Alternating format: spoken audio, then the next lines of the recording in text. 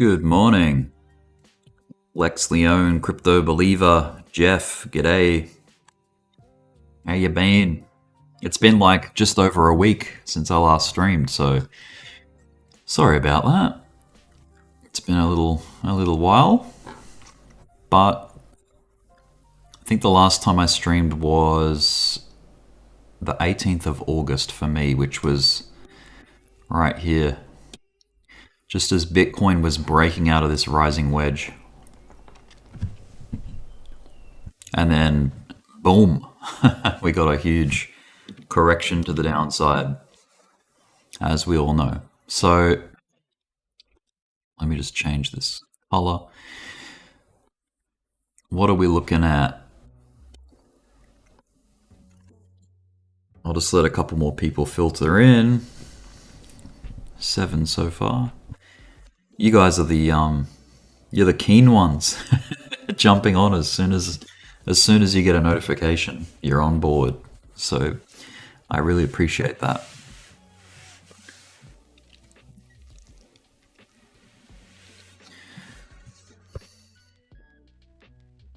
I hope you're dovish. I hate that saying. Yeah. My understanding of hawkish and dovish is like hawkish is aggressive, and then dovish is like sort of careful and passive and gentle. Yeah, it's to do with the Fed, like, and their approach to monetary policy, I think, hawkish and dovish. If they have a hawkish approach, they're going to go aggressive and do some radical things to try and adjust or control what's happening in the economy. Anyway, let's talk about Bitcoin, about its latest movements. So, taking this whole region, this whole like uptrend we've been in, or consolidation or accumulation zone, if you take it from the swing bottom, which is the yearly low, 17,622 in this case, all the way to the tippy top of what we've achieved so far this year, or this recovery, which is, what's that, 25,000... Wait, this isn't right. Let me just... Yeah, $25,211. That gives us a Fibonacci retracement to work with. So from here to here, and our golden pocket for support is actually below where we've bounced. We've bounced here. Why is that? Why didn't we come down and get in contact with the golden ratio? It was close, but it wasn't quite. And that is because of this trend here, where this line, or this pivot point, the low, met with this pivot point here. So obviously there's other pivots that we could have measured against, and we did at the time, but that's since broke. So we're now working with these pivots, these two. And that gives us a line that sends all the way over here, and you can see where price has stabilized on top of that, using it as support for now. So the scary thing is, at the moment, is this kind of looks like a bear flag. So I've got a little regression channel here. Let me just fix that up. Okay. If we draw that across, yeah, you can see this looks very textbook, like, it's painting out like a bear flag. And have you noticed that nothing's really happened in the last 5 days? Nothing dramatic. It's all been squished within this range, and I think that is thanks to the Colin Powell, yeah, speaks tomorrow at Jackson Hole, exactly right. Grade A music on the money. Thanks for the $10, man, appreciate that. goes a long way to support the channel. Yeah, so I think we're just waiting for the outcome of that. What is it? No, it's not Colin Powell. It's Jerome. Yeah, Papa Powell. So Jerome Powell will give his speech or whatever at this Jackson Hole event, and then the market will react accordingly to whatever he comes out with. So that's, yeah. If it's positive, we'll get an inverse Bart Simpson. So it'll go, the whole rip up like that, perhaps. And that's, we've seen Bitcoin do inverse Bart Simpsons quite a lot, just as we've seen them do the standard Bart Simpson patterns as well. Like, let's find them. Here's one. There's a couple right here. This is pretty much a Bart Simpson. Bang. That's like an upright.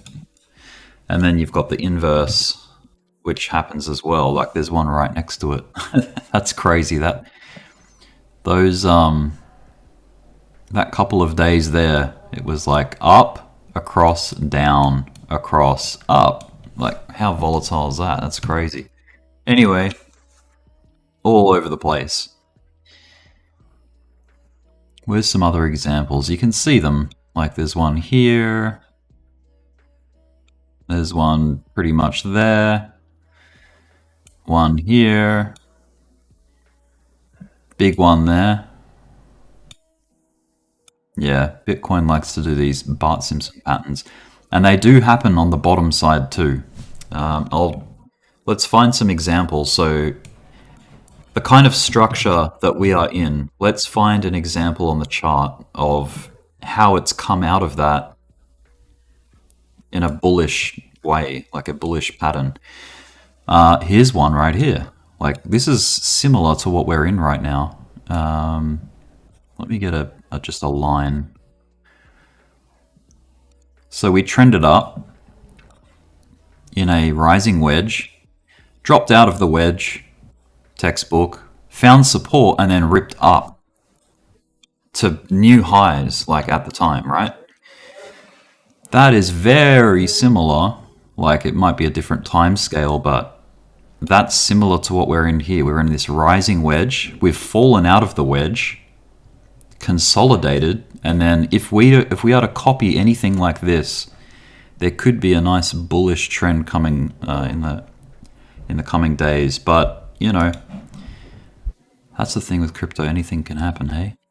So let's get a pattern that we can duplicate, and obviously have to stretch it out for the time scale that we're working with. So what I'm suggesting is that it looks something like, I'm gonna have to zoom out a bit, hang on a sec. Something like this. Where's the handle? Here we go. Yeah. Roughly that. These are so awkward to try and trace out. Yeah, there we go. It's a ghost pattern. So yeah, Bitcoin can certainly behave in this way where it forms an ascending wedge, a rising wedge, if you will, and then it drops out, textbook, finds support, consolidates, and then rips up against what everyone's forecasting. So most people are saying, yeah, we're in a bear flag right now, and that we're going to go down to to retest the low of 17K. And hey, that is still very possible, and it's like probably the more likely outcome. But we know that Bitcoin can do the complete opposite to what everyone's forecasting and predicting. So yeah, a move to the downside, maybe retesting this yellow dotted line. Now, what the hell's that line? You're probably asking. If we go out to the daily chart, this line comes from all the way back at the COVID crash and is traced to our current low of 17,600, giving us this trend line here of support. So if this bear flag plays out, if we use a measuring stick from, you know, the top of the drop down to the bottom of the drop, and then that pushes down deeper. So that actually gives us the retest of that low. So this low here, if we come down, that is like a possible scenario there where we actually get back in touch with the all-time low, or, you know, not the all-time, but like the yearly low, find support and then rip back up. But there's so many like different points of interest, or, you know, pivot points from the past which can produce support. So we've got this one here is what's giving us the support now, this pivot that we had, you know, a couple of weeks ago. That's providing, not to mention the white line here, this trend line here is also providing the same support. So that's confluence, right? You got 2 points of confluence of some kind of support line. So if that breaks, the first opportunity for support would be this golden pocket, which sits at around $20,500. So, you know, Bitcoin could drop $1,000 and then find support on that and then consolidate. Otherwise, if that breaks, if that doesn't hold, we've got this really long-term trend line here, the yellow dotted line. If that doesn't hold, we've got a double bottom potential of that low as well. So those are the points of support I'm looking at. If they all break, then hey, we could be coming down to retest the high of 2019, which is $14,000 down here. So that was the high that we achieved back in 2019. Price has not really come back down to test the top of that. It's just we got back up on top and then never looked back. So that's also on the cards. Now, just because we haven't come back to backtest that level does not mean we have to. You know, we can leave that behind quite comfortably and continue on. But let's see. And that was kind of what people were calling for when we were at 30,000 roughly. We were saying, oh yeah, just because we haven't back tested 20K after we broke up above it doesn't necessarily mean we have to come down and test it, but we have. Here we are. So yeah, there may be one final leg down here to test 14,000. So let's be open to that possibility. I mean, this pattern in itself, this whole structure is still arguably a rising wedge as well. You can see it on the higher time frame. But the interesting thing is that we've got these two dotted yellow lines coming to an apex, and that's early October is where the apex is. So something has to give here. Something's got to give. It's either going to be the support side or the resistance side of this wedge, these long-term trend lines. And they're big trends like these. I mean, the one that we're dealing with from back here is a lot longer term. Mind you, there's only a couple of touches. There's this 1 and 2.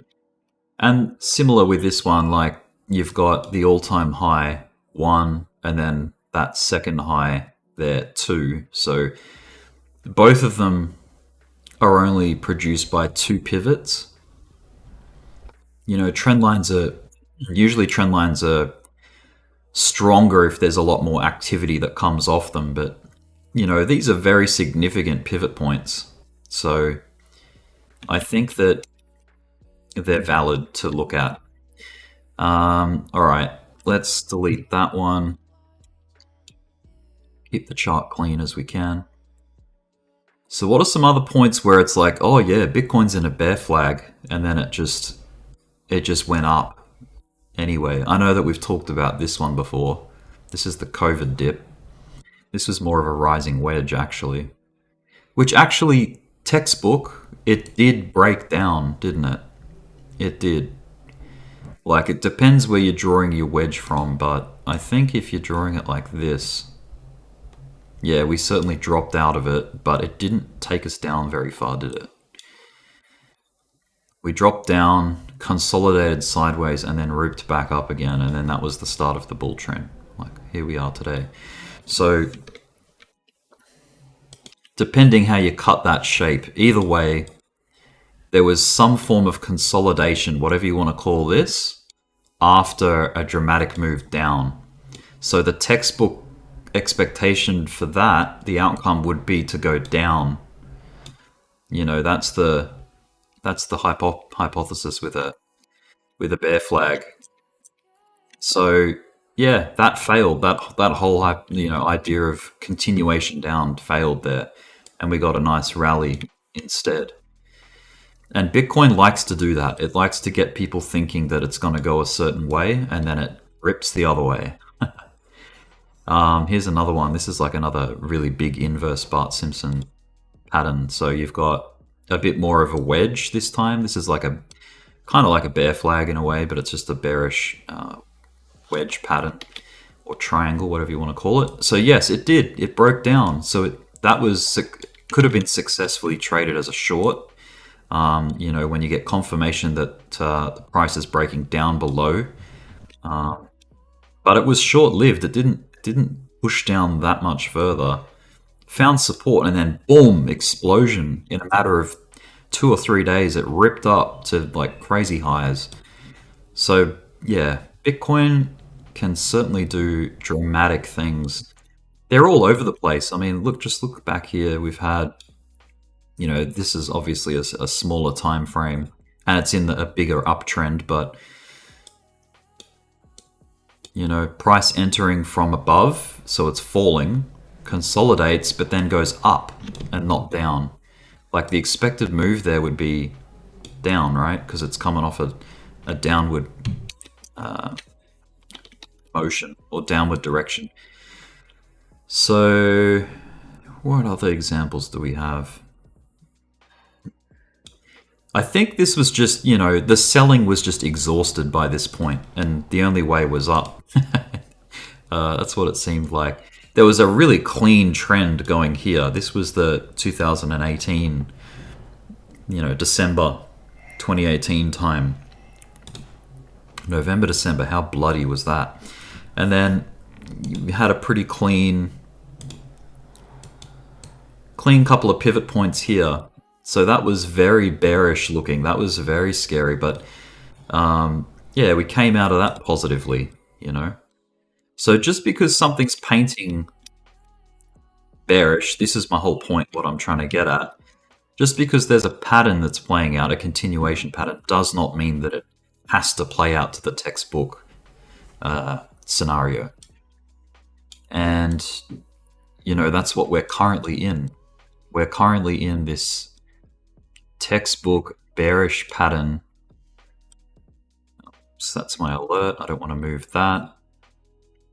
I've got an alert set for $20,000. So if price breaks down below it, I want to know about it. So I'll leave that alert there.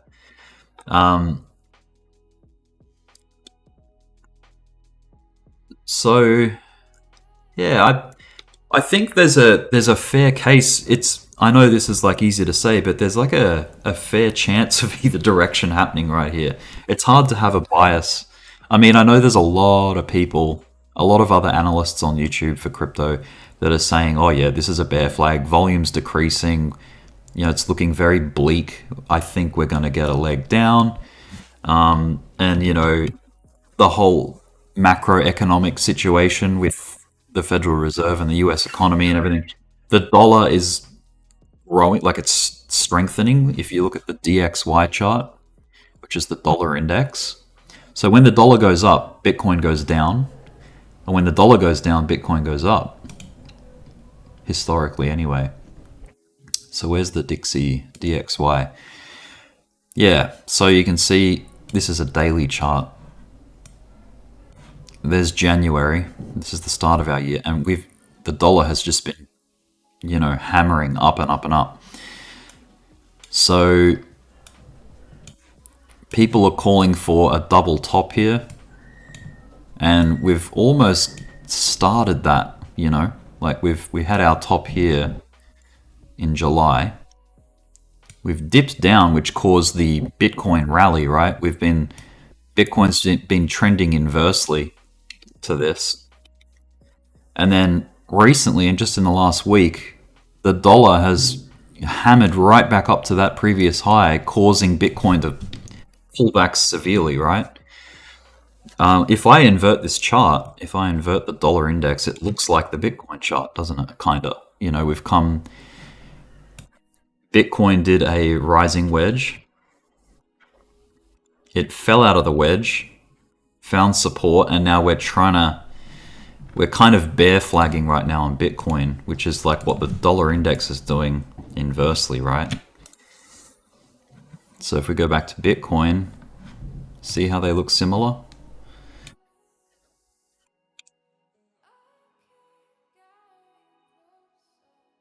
So inverse correlation there. Yeah, a double top would be nice. We want to see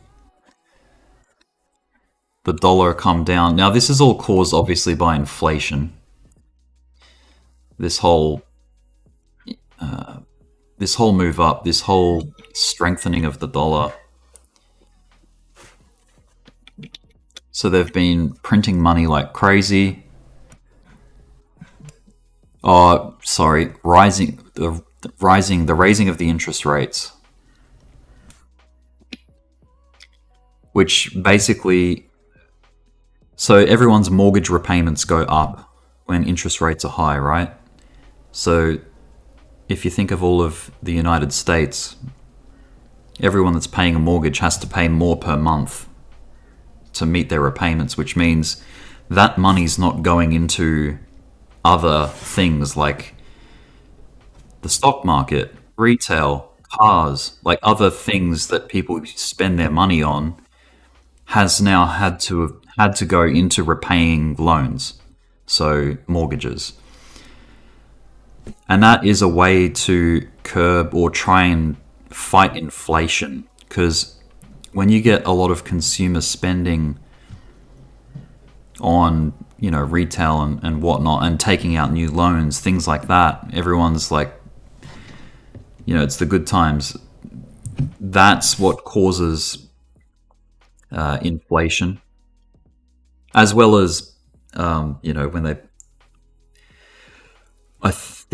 printing money. But anyway, this is the whole interest rates side of things. So when they back off with the interest rate hikes, people's loan repayments come down, giving them more disposable money. Like they have more cash to use per month or per paycheck, right? So that money goes back into things like retail spending, buying shares, buying crypto, things like that. So that's how I understand it anyway. That's my very basic understanding of it. And I'm by no means an economist or anything like that. I'm just a technical analyst of charts. So yeah, I think this high here, actually, it may have been exceeded. Maybe not. Let's see. I'm going to lock that on to the top. And one way to really see is when you do a stretch of price. And you can see it. Yeah, it didn't even quite come up to meet that high. It fell short. And it's already somewhat retracing. Hopefully the retracement continues, but by no means has it changed trend direction just yet. So it's still early to call it. But Yeah, on the micro scale, you can certainly see lower highs. You know, you've got a high here, a lower high, even lower high. But it's kind of like almost a either a descending triangle or a falling wedge, which doesn't really help our cause too much. It's sort of, it means that there could be a continuation upwards in this instance. But yeah, I think a lot of things are waiting. Nothing's moving yet dramatically because we're waiting on this Jerome Powell guy to say what he's going to say and give us the forecast for what their plans are moving forward. We had a little bit of relief when they announced the interest rate was going to be lower than what was forecast, so that was a positive effect, right? So there we are. So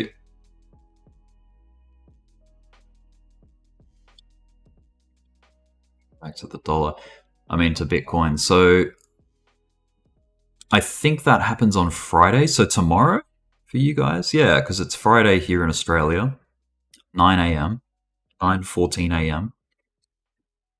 And the Jerome Powell thing happens Friday at some point. I don't know. I don't have a countdown timer for when it actually happens. Let me try and find out, and then we can mark it on the chart of where that will happen. Okay, what am I looking up? So Forex calendar, Forex factory calendar. That should give me the answers. So that Fed Chair Powell speaks at 10 a.m. Friday, August 26th, 10 a.m. But is that local time or is that... I don't know.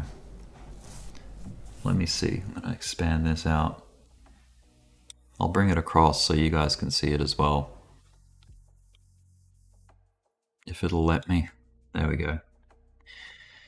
So I think I've filtered out all other countries and I've just got the US.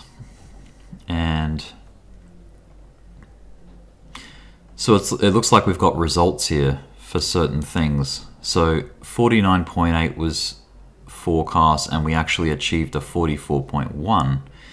So what the hell was that? Let me just read what this PMI thing is. Purchasing Managers Index. Why traders care? Why should we care?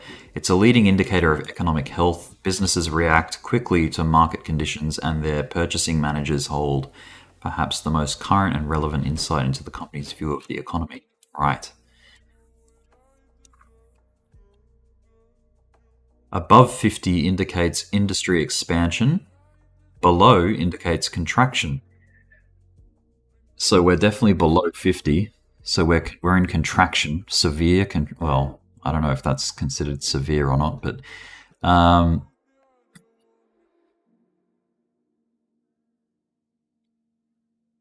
there are two versions of this report released about a week apart, Flash and Final. The Flash release, which the source first reported in November 2013, is the earliest and thus tends to have the most impact.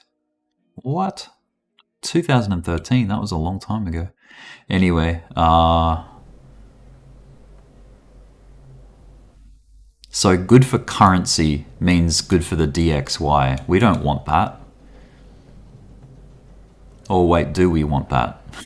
Actual being greater than forecast. Because at the moment, actual is weaker than the forecast, right?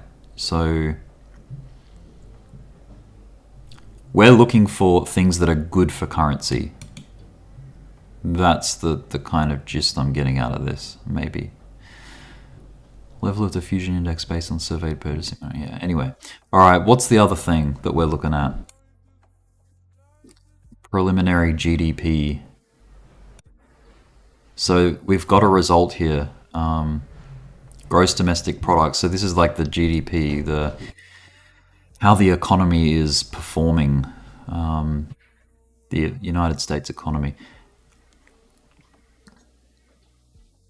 Why traders care? It's the broadest measure of economic activity and the primary gauge of the economy's health. So we've had it's still negative, like it's down 0.6%, but it's better than forecast. It was forecast to be a negative 0.7% GDP. So it's at least it's moving in the right direction. Look at the previous reports of the GDP. It was hammered coming out of the whole COVID situation, right?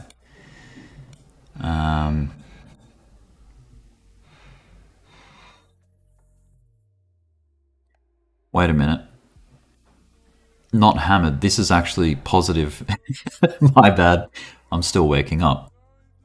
6.4% GDP, not bad. Pretty good. 6.6 even better. And then things slipped in November. Not sure what happened there. Was that the election?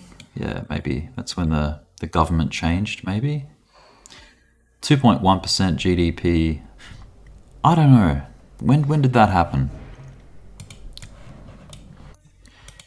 Let me look this up.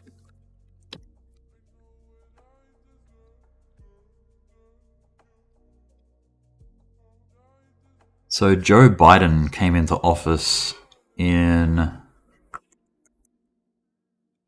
me go to Wikipedia here. See, my US politics knowledge is not amazing, but assumed office in January 2021. Okay.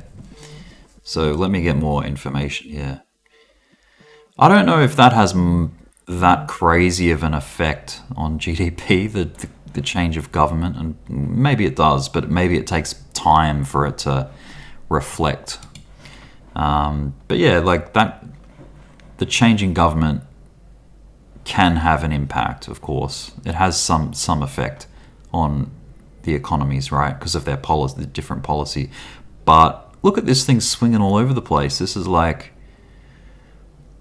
that was the most likely, thanks to COVID, down 31.7 negative GDP, and then a smash, like it hammered back up to 33.1% GDP.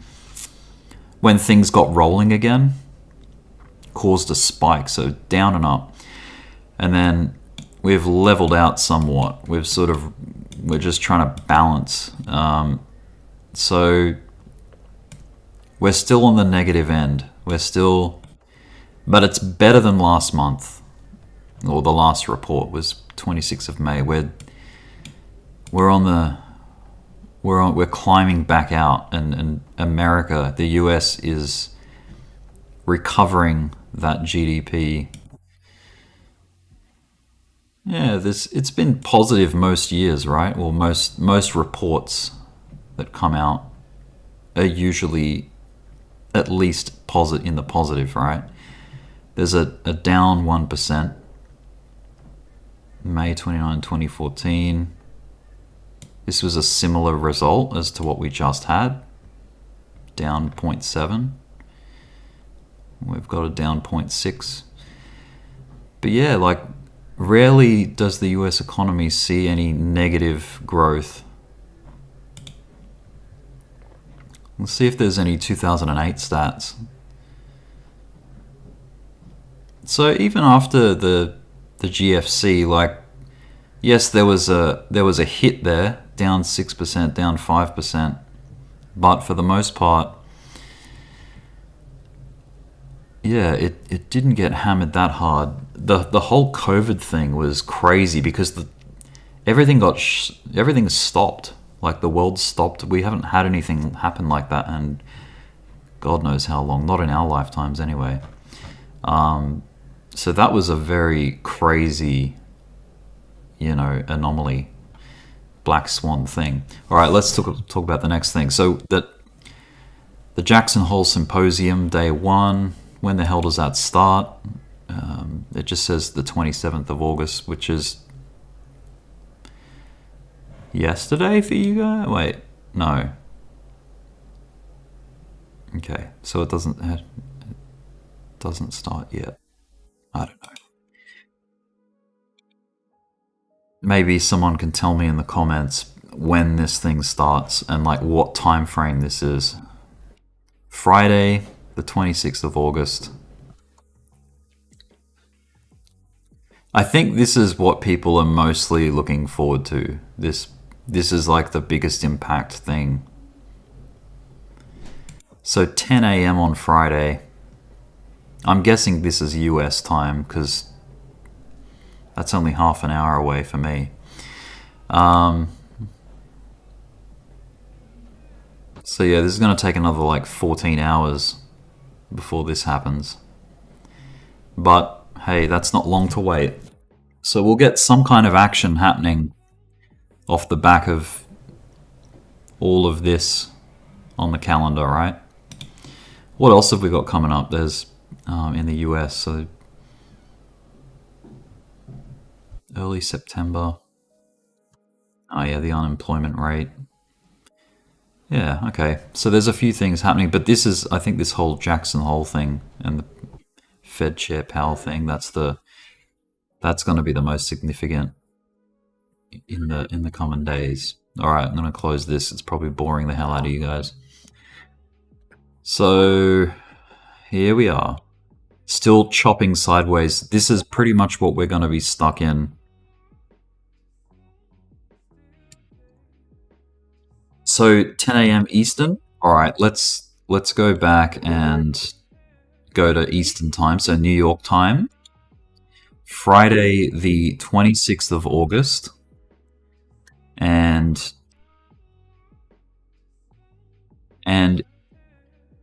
let's see, 10 a.m. So that's here. Let's draw a line so we can follow it. 10 on the 26th. White vertical line. Let's go to the hour chart. What did I say? 14 hours? Yeah, 15 bars on the hourly chart. Just, yeah, around 14, 15 hours. Let's see if, yeah, what happens around that white line.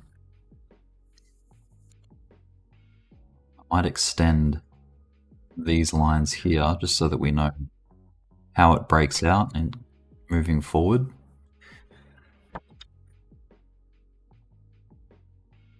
Yeah, that's going to be interesting, hey? Might have to set an alarm. So if that's UTC minus 4, I'm UTC plus 10. Just going to see when it happens in my time. Midnight. So midnight tonight for me is when he speaks. DC Woodworking, how you doing, man? So let's see what else is happening in the crypto world. Let's check out some altcoins. Something crazy happened yesterday with Bluezell, BLZ. We'll go to the hourly chart. Let's go to, yeah. Maybe we'll have to go to the 15. Yeah, there we go. Okay. So yesterday,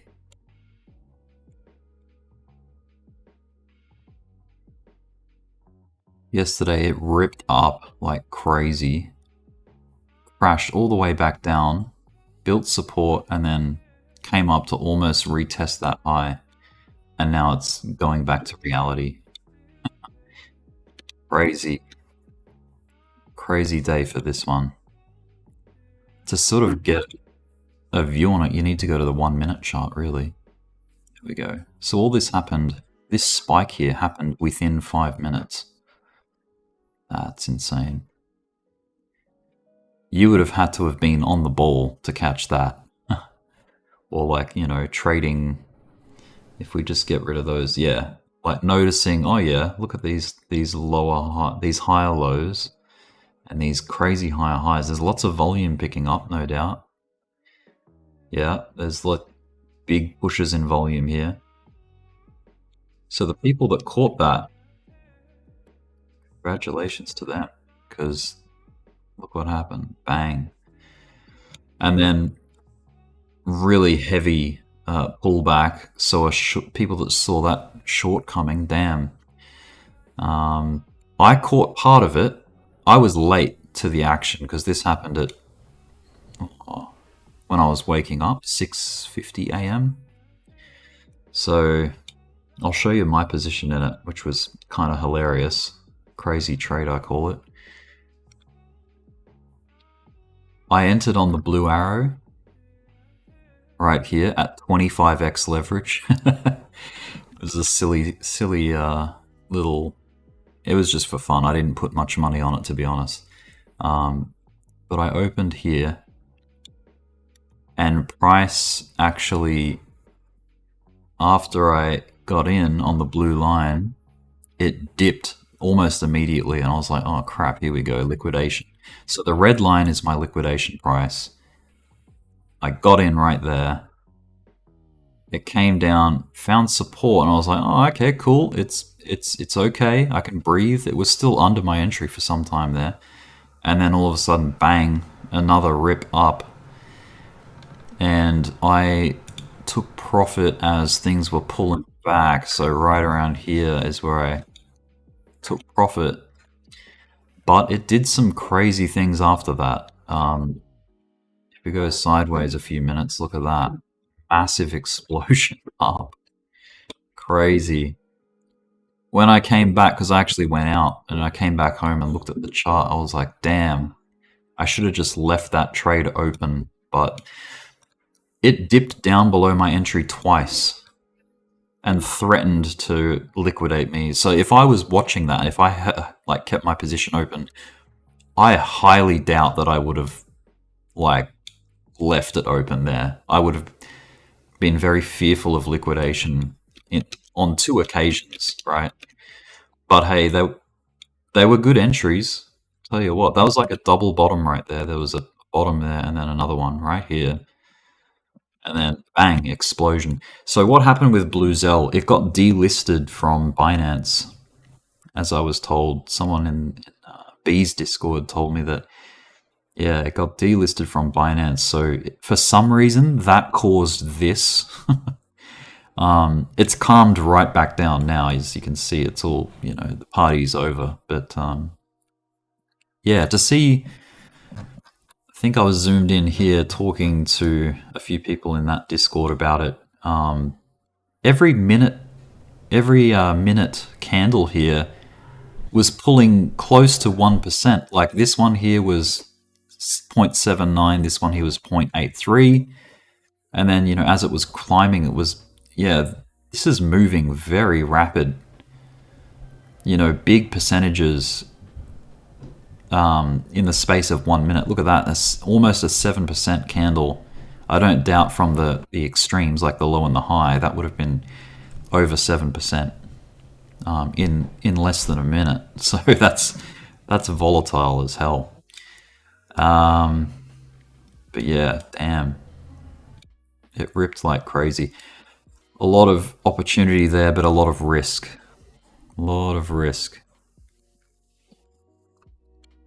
But yeah, someone's saying go to the weekly chart. There's a lot of craziness. Yeah, I don't doubt it. I mean, this is only on Bybit. So Bybit only listed this BLZ thing. What's this? Back on the 6th of June this year. So yeah, it's gone. It's a very volatile and crazy coin to trade. So just be careful with it if you ever try to get in on it using Bybit. I don't think it's available on many exchanges, but yeah, Bybit is one. All right, I'll check the Coinbase chart. So BLZ USD on Coinbase. Weekly chart. Yeah, that's crazy. It's come down from a pretty high price there, 35 cents. Boom. Another really interesting chart is Chili's, because Chili's reminds me of Dogecoin, like as far as, you know, the valuation, that kind of thing. Let me pull up a Doge chart. I might have to use an older chart because the Bybit charts are only fairly new. Maybe on Binance? Yeah, okay. So Doge and then Chili's we want. Let me just open that up. Let's go to the 4 hour. Actually, yeah, the daily's good. Daily's good. Let me reset the chart. Hide everything. So Doge had its all-time high at just under 74 cents or thereabouts, just under 75 cents. And it's bottomed out at 5 cents on the pullback right here. And then Chili's, similar story. It got a lot higher. It almost got to $1. It went up to 94 cents, but it bottomed out at, I think, around not quite 5 cents. So it held a bit higher. But the volatility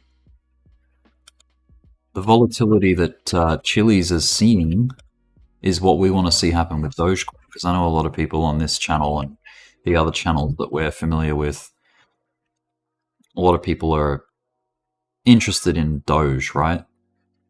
But hey, I think it's just a matter of time before Doge sees some action like Chili's has seen in the last couple of months. Like, look at that huge move up. Huge move up. For the most part, it is in this huge falling or descending wedge, falling wedge, right? And so is Doge. Doge is in like somewhat of a falling wedge. It's a bit more of an arc. Like it goes something like this. But then the top end is like a curve. Does it let you draw curves in this? I think it does. Yeah, curve. Here we go. So if you pick 2 points and then you truncate or you pull the curve into another pivot, that's kind of what we've got going on. Sorry about all these lines. I might delete those because they're in the way a bit. They block a lot of information. But yeah, we're in this kind of falling wedge, but it's like a skate ramp. And that's where we're at with Doge. It's nice to see it level out. It's flat. Basically falling into that same channel that we were in back in 2021 when we capped out at 9 cents. Remember that high? We double topped at 9 cents. Or just under 9 cents. And then, consolidated. And then we got the crazy rip up, which was just insane. A lot of people made a lot of money on this push here, and then the second push to the SNL thing. So I understand the love affair that people have with Doge, because it made people rich on these legs up. Even this leg here, no doubt. If you go logarithmic, see this leg here was actually more lucrative than these secondary legs, right? On a percentage basis. But yeah, it's cool to see that Doge has reset back to this channel, and it is primed to move. It's just waiting. I feel like it's like a rocket. It's just waiting on the launch pad with its engines rolling, and it's just waiting for the trigger. Can it fall further? I think it's pushed down the best it can for so long, and we're seeing a bit of a change in direction here. Like there's a somewhat of a trend line going on the bottom side. So until that trend line breaks, I'm pretty optimistic for Dogecoin, honestly. This is not a bad accumulation zone. So if you've been collecting Dogecoins through here, then yeah, that's not a bad play, I reckon. But hey, if it does drop, you know, the accumulation game goes back on, doesn't it?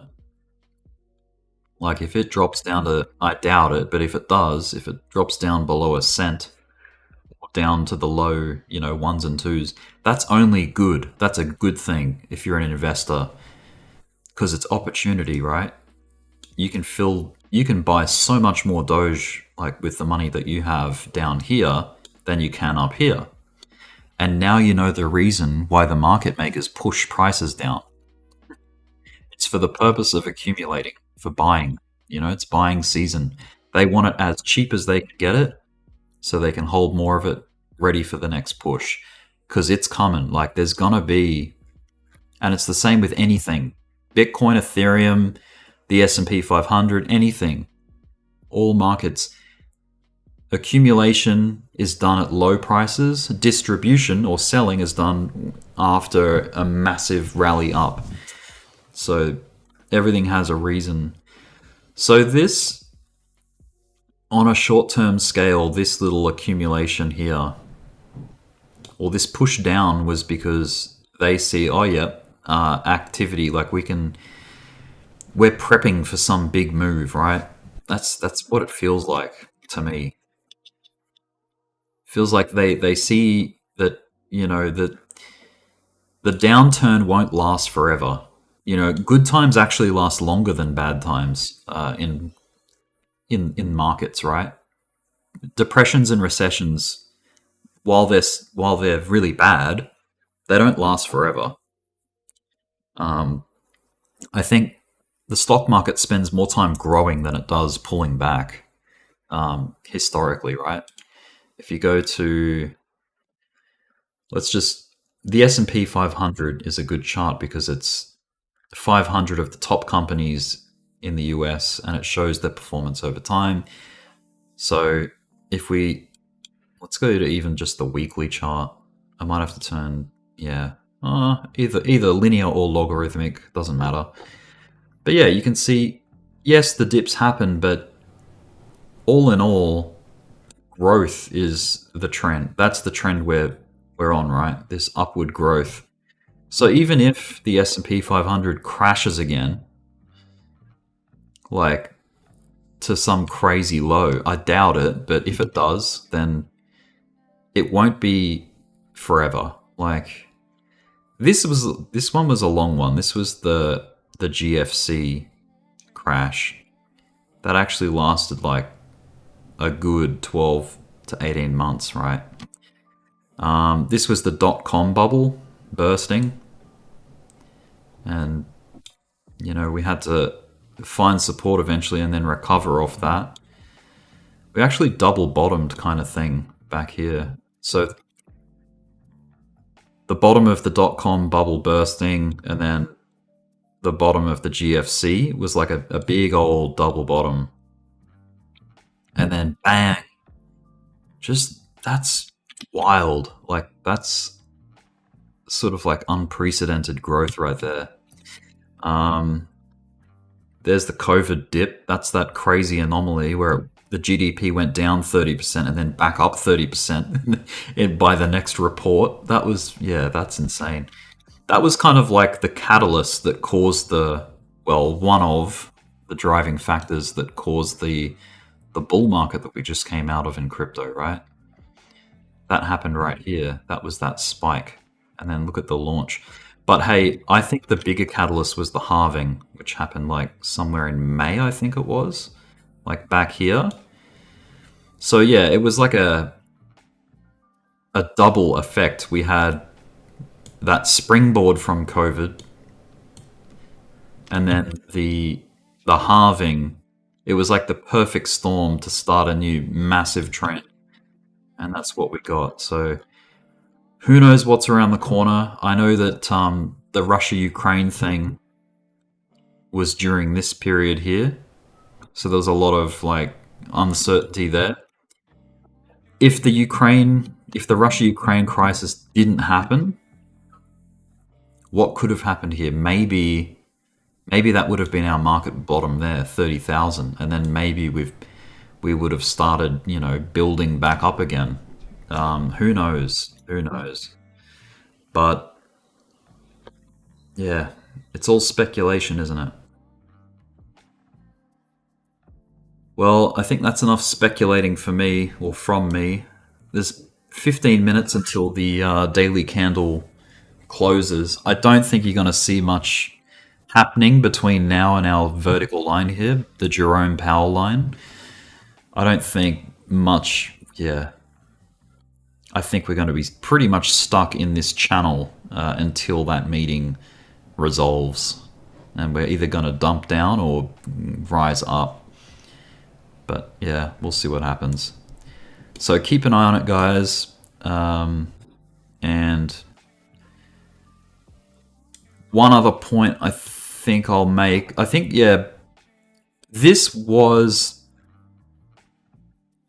staring us in the face for some time, this rising wedge. I didn't give it as much attention as I should have. I should have said, hey, we're testing the bottom of this rising wedge. Like, be very careful, because damn, it happened. I remember, if we go back to the last stream, I'm pretty sure that I said that price came down, and then if it fails to get back up into the wedge, take out a short. Take out a short in this level. And it didn't even come back up to retest. That's how bleak things were at that point. And it fell. So, if you did open a short on whatever you were trading, then good on you. Like, congratulations. You made a nice bit of profit there. What was that drop? 12%. Not bad for Bitcoin. So, yeah. Are we going to get a bear flag or a Bart Simpson?